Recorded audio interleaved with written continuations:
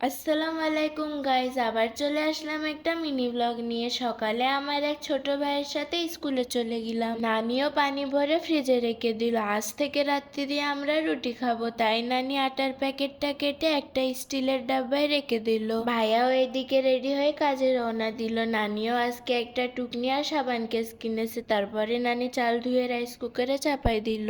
অনেকদিন পরে নানি খেতে চলে এসে বেশ কয়টা বেগুন আর ভেন্ডি ছিঁড়ে নিল। ভাইয়াও দুপুরের কাছ থেকে এসে মোরগ মুরগিদের খাতি দিল। রাজাদেরও কুড়ো মাকাই দিল, সাথে পানিও দিয়ে দিল। আর ভাইয়া কামরাঙা গাছে ঝাঁপ মেরে 2-3টে কামরাঙা পেড়ে নিল।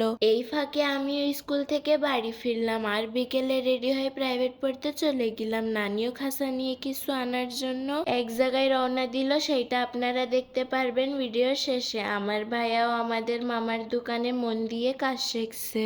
আর আমার ভাইয়ার হাসিটা কেমন লাগছে কমেন্টে জানাবেন। ফাইনালি নানি আমাদের নতুন পাতিহাঁস কিনে আনলো। পাতিহাঁসগুলো উঠোনে ছাড়ার পরে খুব ছুটাছুটি করছিল, আর নানি পাতিহাঁসদের থাকার ব্যবস্থা করে দিল, সাথে রাজাদেরও বিছান খেতা পেড়ে দিল। তারপরে নানি পাতিহাঁসদের নতুন ঘরে তুলে দিল।